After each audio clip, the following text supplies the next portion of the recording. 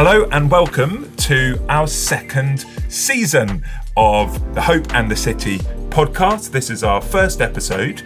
My name is Rob.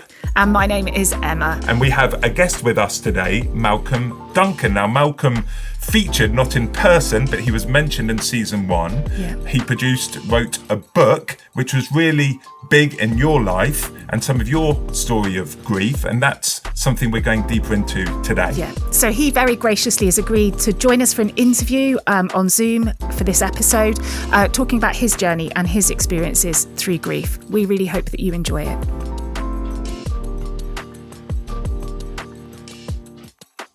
Hi, my name's Emma. Yeah, my name's Rob, and welcome to the second series, Hope and the City. If you're joining us for the first time, it's a podcast about hope and real life issues. Please go back and listen to some of the episodes. We've covered real life stories of grief, which we're going to be touching on again today. Some of Emma's story and a special guest we've got with us, addiction, pregnancy crisis coming up, and various things that we're all struggling with, or we know people, but they're struggling with this. But what does hope look like when we're able to face life on life's terms, not hide away from it? Hope isn't like an anesthetic burying your head in the sand, but it stands up to real life issues. And you've found a guest we're really excited to talk about, but someone who you've met before, Emma. Yeah, absolutely. So back in 2022, when James passed away, I was looking for anything that I could find that would help me through, sort of offer a signpost, I guess, really, and a bit of direction through that journey of grief. And I came across a book called Good Grief by Malcolm Duncan. And I recognised the name because I'd been to Spring Harvest, and Malcolm had been involved with Spring Harvest. So I knew it was a name I could trust, really. And he was involved with the Elim, and the church I go to is Elim. And so I read the book, and it was so profound, and it made the most sense, and it was the most relatable thing. And then about a week or two later, he was in Plymouth, and he spoke at the church that I go to, Plymouth Christian Centre, on flourishing in the valley, which was his journey through grief and loss. And the timing of it all was just, yeah, I just can't explain how perfect and perfectly ordained God had it. So really, really delighted to be able to welcome Malcolm to join us this morning, to join us today, so that we can talk about this, talk about his book, talk about his experience, and where he found hope. So good morning, Malcolm. Hello, Malcolm. Good morning to you both. It's an honour to be with you. Thank you for the invitation. Oh, that's great. So you've visited Plymouth, and you've actually been here on a number of occasions.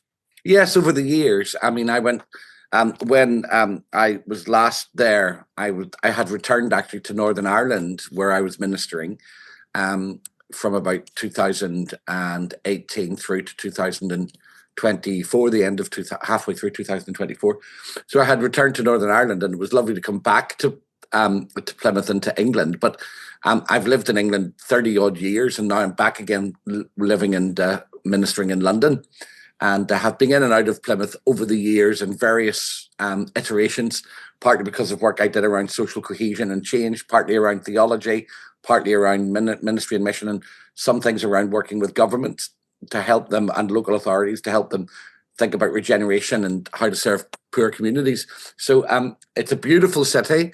One of the things I love most about it is walking along the Hoe and just enjoying looking out over the sea from that spot, and thinking about some of the remarkable things that have happened on that particular piece of planet Earth. So it is great digitally and audibly to be in and around the Plymouth area with you today. Fabulous.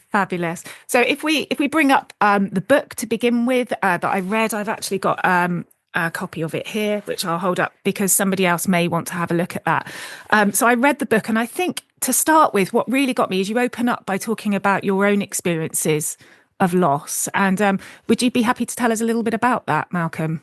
Yes, of course. I guess, Emma, the reality is that loss comes in various forms and in different ways to people.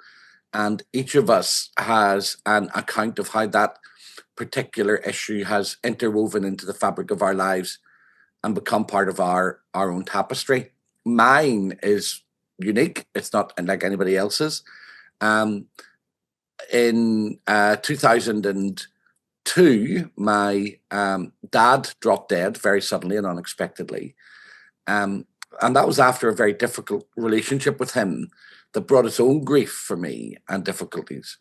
Our middle son, Benjamin, had faced life-threatening illness all his life and had been on life support on and off for, since he was born in 1994. He's doing well now, but there were 20 years of struggle with that. But the book really arose out of that journey as a backdrop, and then into 2014, my nephew, my sister-in-law, died by suicide in the July, and 4 months later, in November, my sister's only son, who was 25 at the time, died by suicide. Then 18 weeks after that, my sister's husband, brokenhearted at the loss of his son, died by suicide. Then my brother, whose wife had died by suicide, died in very, very sudden and unexpected circumstances. Then my mum died.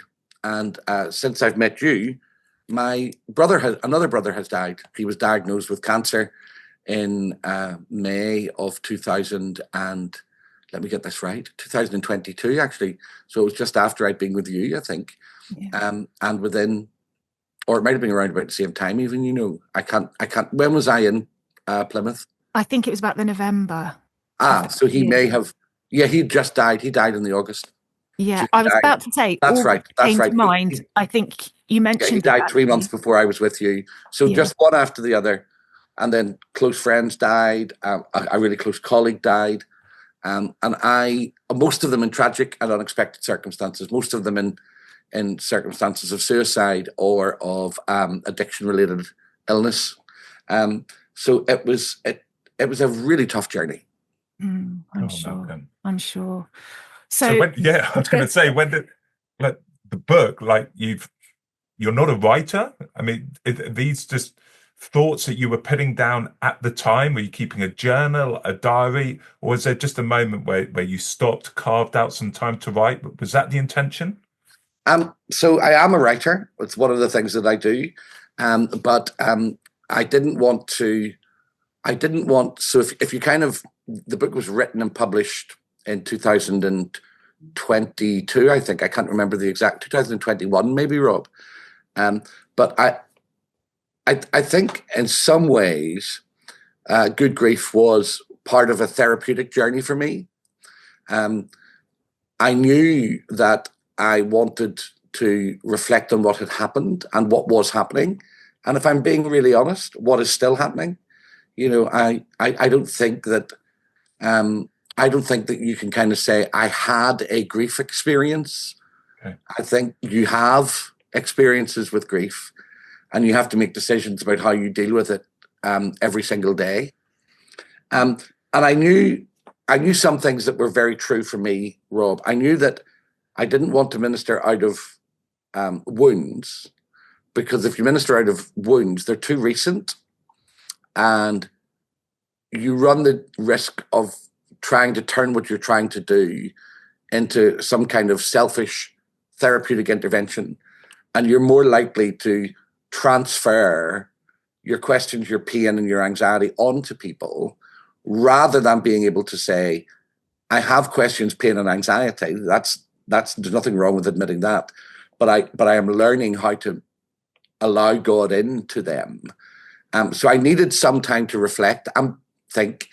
And the book really arose out of that. I guess the other thing that was important, and I will have mentioned this, Emma, I remember meeting you, I said this to you at the time. God fell silent on me particularly after my father's death, for example. I got very angry with him. I got very confused. I remember traveling back to my dad dropped dead, and there's another story behind that I can talk to you about it if you like. But he was in Ireland. I went back and conducted the funeral, and it was a very unusual set of circumstances, his death. And on the way back in the car, I remember saying to the Lord, please don't let me have to face this again. I just need space. I got back to Bournemouth, and the day after, somebody in my congregation's father died of exactly the same thing. And I was thrown right back into having to minister into that situation. And so I really didn't understand it, and I was trying to work it out. But the book helped me realize that even though in my head and mind God had fallen silent, when I retraced my steps, and I needed some time to have the courage to do that, I needed some time to be emotionally stable enough to do that, I discovered that there were signs that God had been there. I just hadn't seen them. Wow. And I needed to retrace that journey to discover that actually God was true to his promise. He never left me and he never forsook me, but he allowed me to feel like that. So there's a moot point in, well, what's the difference? But for me, there was a big difference. I needed to go back and see that actually he sent such and such a person at the right moment. He sent such and such a letter, that morning sunshine, that dawn, those ordinary, unnoticeable hues of life were present. And the book helped me to work that out. And it also helped me.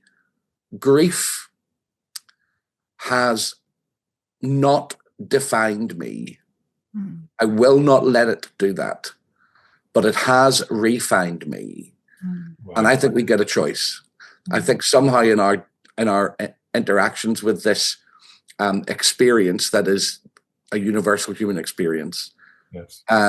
We can be refined by it or defined by it. And if you allow yourself to turn your grief into your comfort blanket, you're never going to deal with it properly.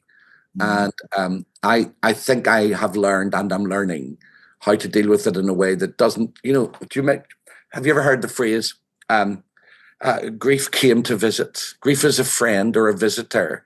I think that's a load of baloney. It is absolutely not that. It is a squatter that comes and takes up residence in your home, in your head, and in your heart. You don't invite grief in. You don't embrace loss. You don't kind of say, this is wonderful, I'm delighted in it. But you have to learn how to share residence with it, whilst at the same time recognizing you don't embrace and welcome the pain that it brings. I think the book helped me work some of that stuff out. And for 30 years, I have been saying the Pentecostal church in particular, the bit I'm part of, needs a theology of suffering and a theology of patience in the face of uncertainty and loss. And that is not just, don't worry, it'll all be okay in the end. I mean, it needs to be deeper than that. I have encountered God in grief in ways that have made my life better and made me see the world more deeply and more beautifully. And I could not have encountered him in such ways in any other sets of circumstances. So it's not just that grief is something that we want to get through and get out the other side. There's something God can do in it if we let him. Mm-hmm. We one of the episodes we did in the last series, I brought my journals in, and so there's the journal. So James had cancer, then he was in remission for 4 years, or they don't call it remission, something like no disease progression, active surveillance, or something like that. And then he relapsed, it came back, and it was a 2-year journey until he died. And in that time I did journaling. And then when James died, we were looking at the journal, and there's a gap of nothing. But I was saying to Rob when we were talking about it, it wasn't that God was absent, he was just there. And I can remember one of my big things was I used to go out for lots of dog walks. It just gave me some purpose in the day. I found it hard to have purpose in the day. So to get up and walk the dog out in nature was my way of worship. I couldn't speak to God because I had no words, I had no vocabulary. But I walked and he walked with me. And that was what got me through, that, and obviously the community of people that God places around you in such circumstances, which at the time, as you said just then, you don't realize how present God is and how much he's doing until you look back in hindsight, and then you say, yes, he's brought me through. I think the silence of God doesn't, I think the silence of God doesn't equate to the absence of God. Right. There's a powerful narrative at the beginning of Job's suffering when his 3 friends come to see him, and they got a lot wrong in the end. But at the beginning, they got something right. And the scripture says that when they were walking toward him, they saw him in the distance and they sat with him in silence for 7 days. The best thing they could have done. What they then said was a bit disastrous and catastrophic. But sometimes you just need somebody to sit in silence with you. And I think God sat with me. I think he just stayed with me. Like I sat with my son when he was sick and stroked his head while I watched him and couldn't take it away. I just was there. God was just there. I didn't feel him. I think that's part of the thing you've got to navigate, isn't it, Emma? There are moments when you feel his presence and there are moments when you don't. And when you're in a crisis, you can't fully understand why you can't feel him. But he's kind of drawing us into the reality of conviction and promise and relying not on the fickleness of our emotions, but on the depth of his covenant commitment. But that's hard. I mean, that journey of discovering that for me began because one morning I got up and I was sitting looking out the window of my study. I was actually in Bournemouth. So after my dad. Yeah, I was in Bournemouth. And I saw 2 birds standing on the patio, a big one and a little one. And everywhere the little one went, the big one just stood behind it, but didn't do anything. It was just following this little bird. And that simple picture God used to say to me, that's what I've done with you. Yeah. And then in the second, if you like, the second chapter of grief, listeners will probably think that we're a bit strange, but you can also have grief humor. Yes. You can go through it to such an extent. Yeah. So sometimes in our house, when we're talking about things, we'll say we'll be talking about a particular episode because I've got 4 children and a foster son, 5 children, and we'll say which death was that? Which funeral was that? I can't remember which one that was. And if you're not careful and there are visitors in the room, they'll look at you as if to say, we don't quite know how to react to this. But actually, in all of the journeys of grief, and sometimes I forget which one it was. Yeah. There has been some small thing somewhere that as I look back, I'm able to see, no, God was there. I just missed him. Yeah. But he didn't miss me. Yeah. I'm gonna share with you the funny story that I think I may have shared in the last podcast series, but I'll share it with you. So this summer, July, was 2 years after we lost James. And we decided it was time. We'd had his ashes. And we weren't sure what to do with them and how to do it. And anyway, we decided we were going to go and scatter them in Plymouth Sound. So a friend of ours said, that's fine, I'll take you out on the boat. We'll go round Drake's Island. When we're on the other side, you can drop them over. Well, because we'd waited 2 years, his ashes, they're like in a gift box. And then inside of that is like a papery kind of bag.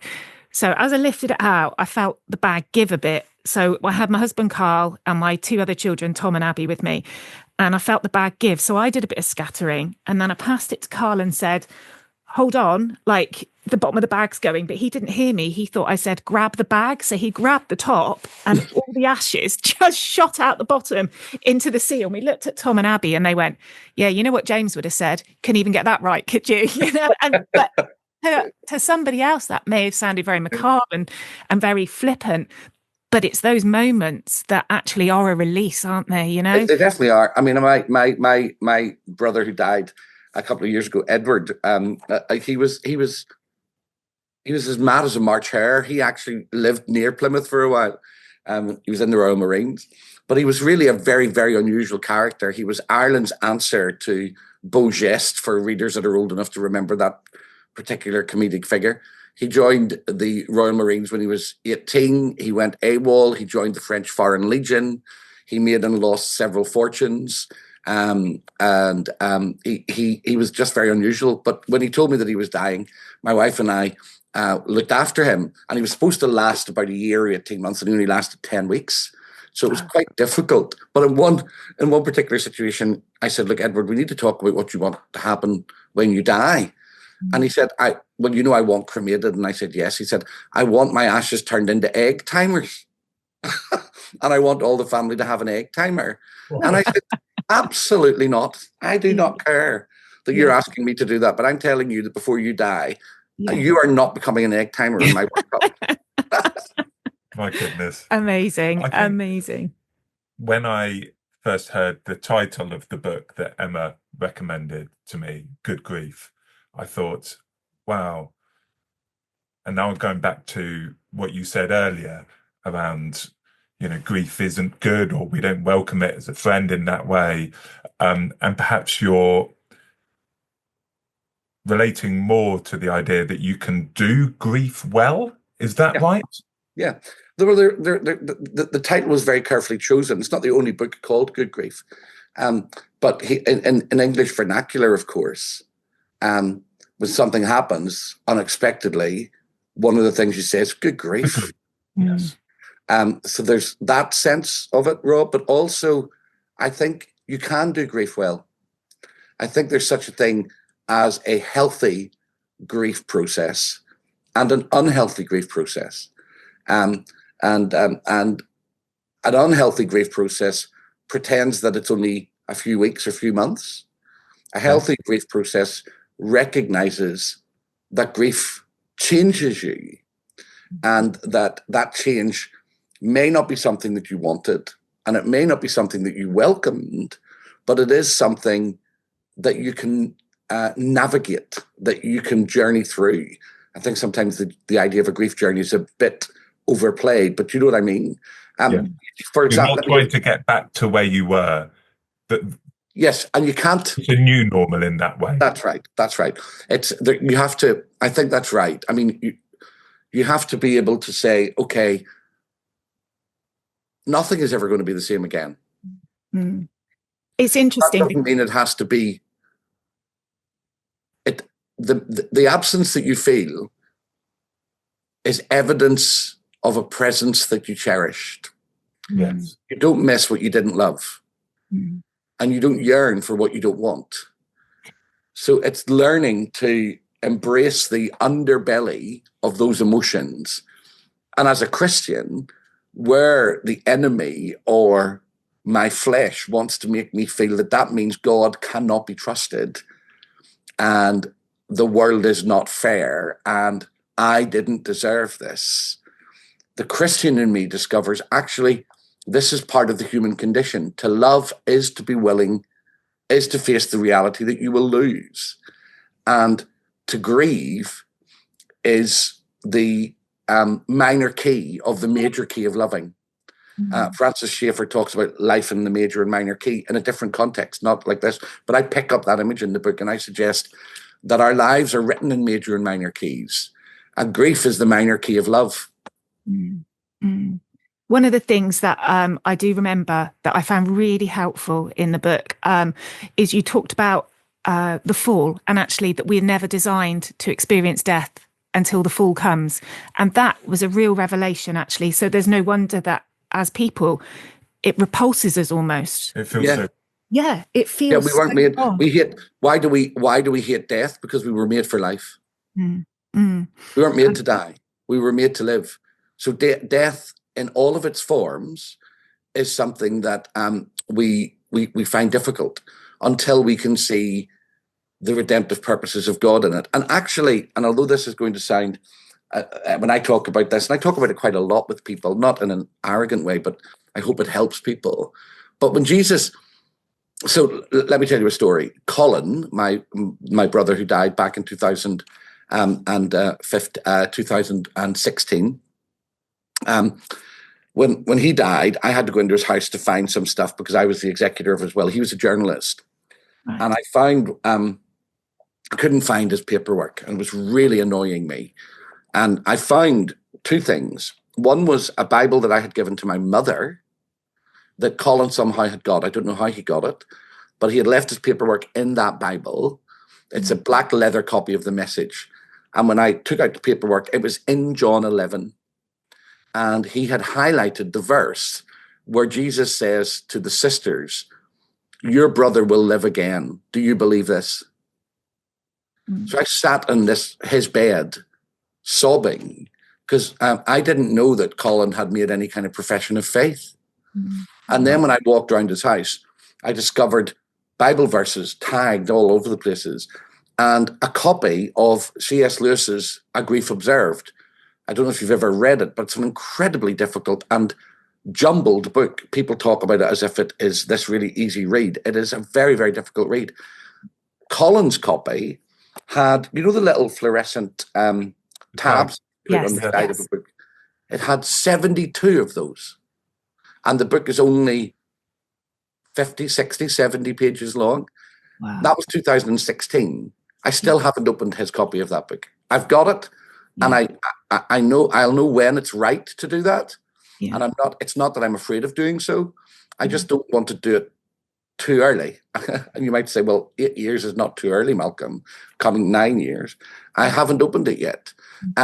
Because there's something about the journey into and through grief where you have to take it at the pace that's right. It's where I think Elizabeth Ross's work is Kubler-Ross's work is a little bit unhelpful. You know, the kind of stages of grief thing, 5 stages of grief or 7, depending on how you read it. That research was done in the 1970s with people who were dying, not with those that were left behind. So it was work with people who had been diagnosed with a terminal illness. It wasn't actually a journey exploring how those that are left after somebody has died felt. And I don't think it works for most people, because our passageway through grief is not ordered like that. We don't have this season, then this season, then this season. I can have all the seasons of grief in one day. I can get up and in 1 minute be feeling the summer of grief, the joy of remembering the fruit of having loved someone. And an hour later can be feeling the winter of grief as their absence is really biting into me. And I think sometimes we try to order it too much. We try to structure it too much, and then we put an expectation on ourselves, which I don't think God has of us. I just don't think it's very helpful. And I think if you've touched on hope there, and I was really moved by you sharing about your brother's hope that perhaps you weren't as aware of. And before we get there, I'm also really interested in how bad things can get, and I'm doing it from a position of I have some friends at the moment who are going through grief. I had a particularly rocky year last year with losing people as well. And perhaps it's just where I'm at emotionally, slightly more cut off than other people are. But I've seen some friends really go deep into the pit with friends that we've lost and family members that they've lost. And they have other responsibilities. They have wife, they have children. And there is something in me, perhaps it's, again, my temperament, that at some point just wants to grab them and say, look, come on, this is going on too long, but you're going too low. What would you say to me? What's your reflection on some of that stuff? Well, I think, although I don't practice as a counsellor, I'm a qualified counsellor. And I've been a pastor for nearly 40 years now, Rob. I think grief only becomes pathological after 2.5 or 3 years of non-movement in a particular area. From a clinical perspective, people can take a long, long time to even talk about how they're feeling. And I think the best thing that one can do in those situations, I think the worst thing you do is abandon or say nothing, or not say nothing. I think the worst thing that a friend can do with somebody who's going through an experience of grief, like you've just articulated, is cut themselves off. I think the other worst thing that you can do is give them a 5-point plan on how they should deal with it. Yes. I think the best thing to do is just sit with them and listen and be present, and maybe say, it depends. I think the permission that one has to speak into a person's life is predicated upon the depth of relationship you have with them. The problem that I always have is people that don't know me, who have never met me, feel because my face might be known or my name might be known, they feel as if they have a capacity or a responsibility to speak right into the very depths of my soul. And I'm like, thanks, but you're all right. You know, I remember standing on a stage once and somebody said, I want to introduce you to a guy that I've known for 20 years. I didn't know him. I've known him for 20 years. We've worked closely together, had never worked with him. I really understand him. You know, you're really going to be touched by his journey as he talks to you about how he's navigated and overcome and become victorious in grief. And I'm like, oh my goodness, this is all going south. And then he said, please welcome Duncan Malcolm. So I got onto the stage and I said, you know, sometimes you just have to be honest. This guy doesn't even know my name. Shall we start with the fact that there are some things that you just don't do when you're walking with somebody? For your friend, I think what you can say is, look, I love you enough to say, I am worried about you. Yes. I'm worried about what I'm seeing. I'm worried about if you're going to be okay. I'm worried that you're stuck here. I'm worried about that. Rather than get up and do something, which sounds very different to, I'm worried about you. I want you to know that everything I'm saying and doing is driven by a desire to sit with you and to be with you and to help you. And you might even say to them, look, I have no idea. I'm so nervous about even talking to you. I don't know what to say to you. I don't know how to fix this. If I could flick a switch and take this all away from you, I would. Sometimes I've been as confused and angry as about at seeing you go through this more than you could ever understand. But with all of those caveats, I'm really concerned that you're getting stuck. Please, please, please, let me know how I can help. So when you talk about good grief, bad grief, you are referring more than in the bad grief, excuse me, element of it to the expectations or that there's a particular design for it rather than not coping. Not coping is okay. Yes. Not coping is normal. It's not just okay, it's normal. And in a sense, bad grief, if you like, is anything in the journey of grief that makes us feel as if God doesn't care. Anything that draws us away from the kindness and mercy of God and makes us think he's a monster, or he doesn't see this, or he doesn't understand this. That's bad grief. Anything that draws you away from hope. Now, don't misunderstand what I'm saying. In order to fully understand hope, sometimes you have to stare into the potential of the absence of it. Yes. You know, I can't appreciate dawn without dark. Yes. I can't appreciate firm ground if I've been sailing without first having been on the boats. Yeah. And I, honestly, as I look back over my journey, I let music, it's really hard to explain, but you'll get it. And your listeners that are journeying through grief will get it. Music sounds different to me. Color looks different to me. The light is different to me. Words are different to me now. Time feels that everything in my life feels and looks and is experienced differently. And that doesn't mean that I walk about with a grin like a Cheshire cat.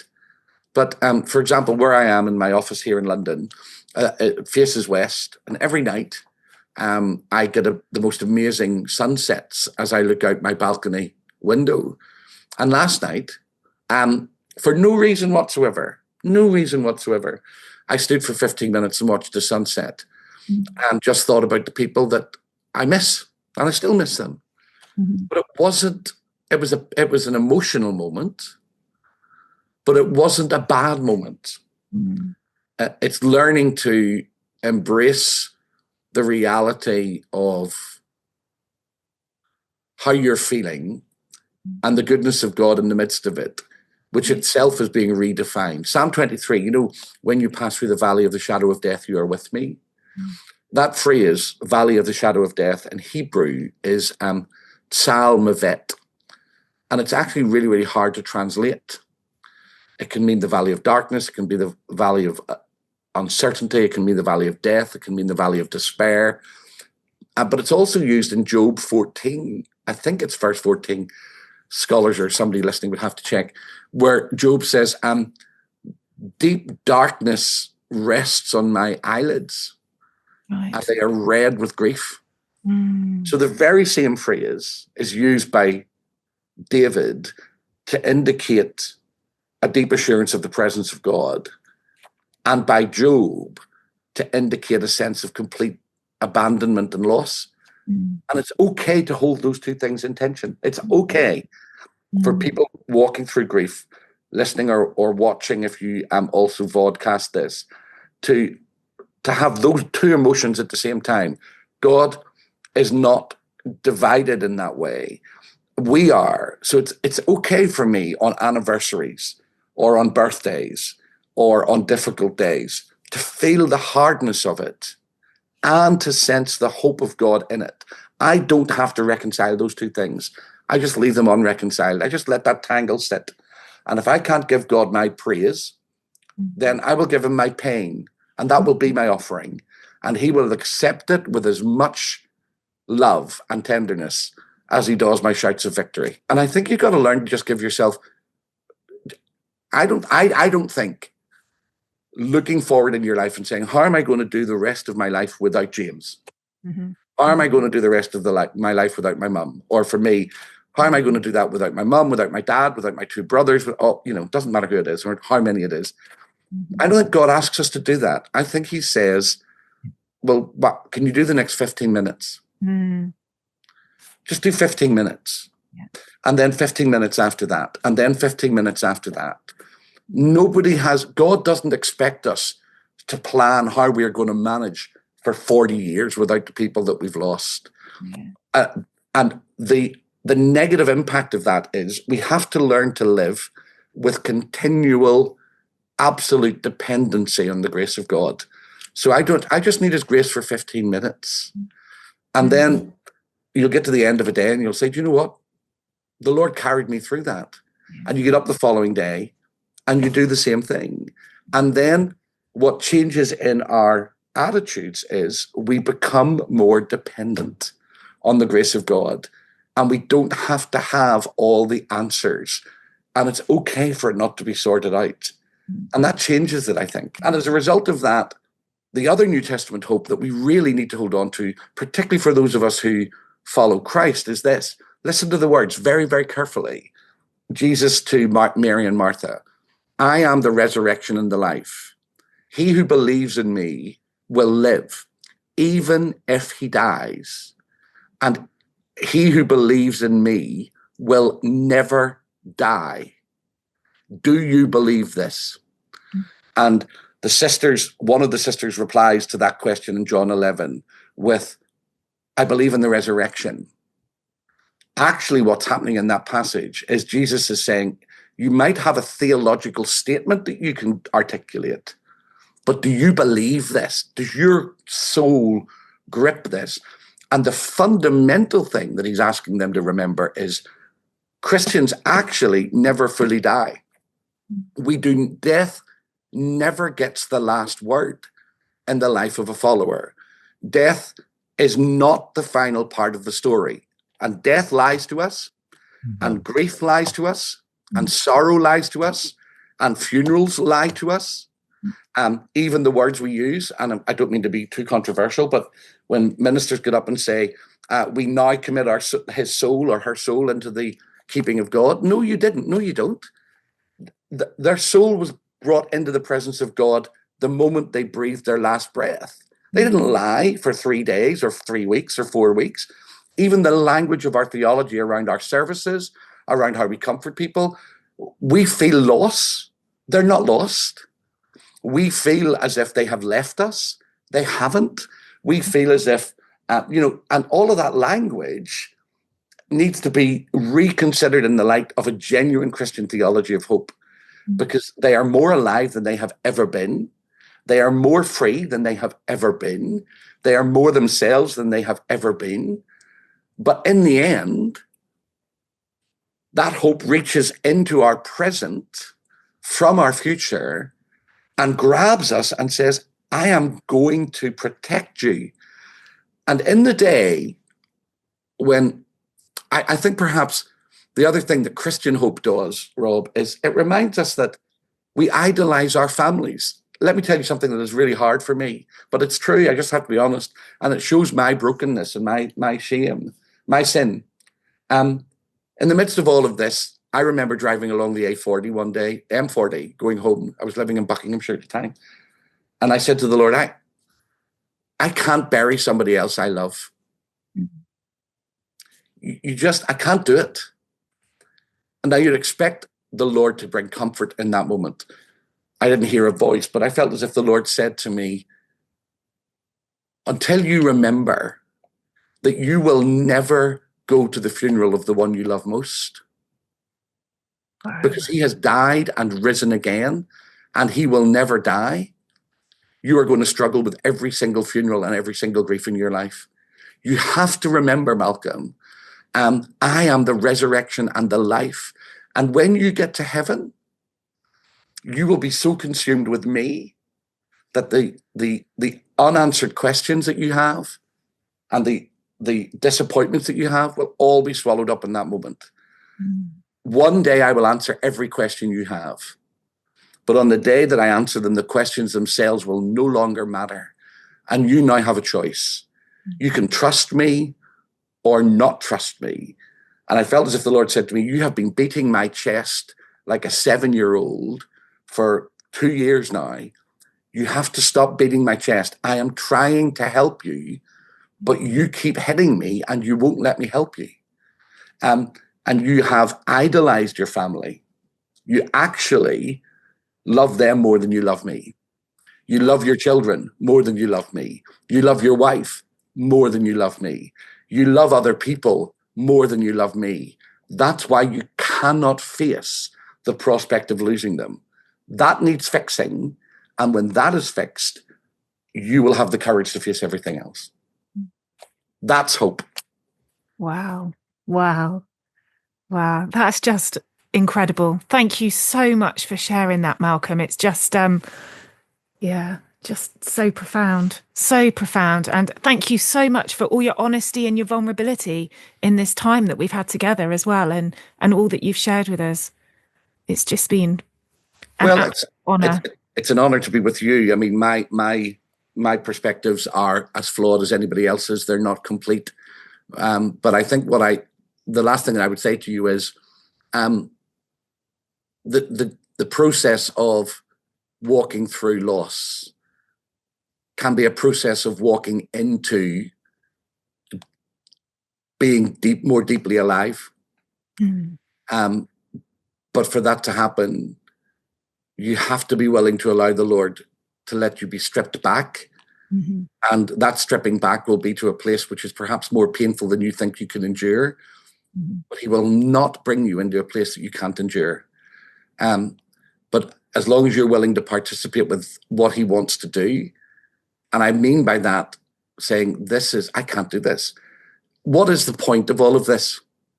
Right? What's the point? Sometimes Christians talk about the gift of suffering. What does that even mean? But that's another story. I don't think the gift of suffering is suffering. I think for me, and I can only answer for me, is, and Rob, you touched on this about your friends earlier on. I remember standing on a balcony of a house that we have in Ireland looking out at the sea. And it was the darkest moment of my life. It was absolutely the darkest moment of my life. I have never felt like that, other than in that period. And in that dark moment of absolute aloneness, the gospel held me.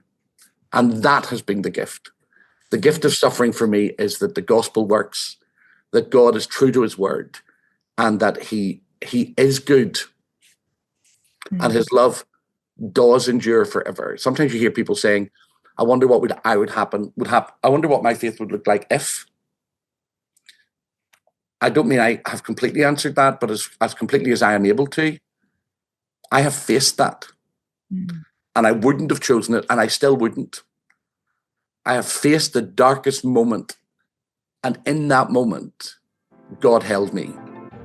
In that moment, the gospel worked. And that's the greatest and deepest hope of all. God is good, and his love does endure everything and will carry you through everything, even if you don't understand it.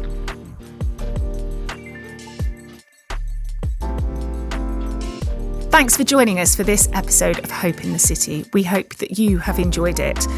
If you have, please like and also share, because it might be that somebody else needs to hear this, and it would be helpful to them too. If you would like to interact with us, please contact us via the socials. If there's any subjects, any questions, any issues that you'd like us to discuss, then please do get in touch. And we have an email address, hope@crplymouth.co.uk. This is our second season, and again, there might be some themes that you would love us to cover, and you might have some questions. We love doing our Q&R sessions as well, so please do get in touch, and bless you.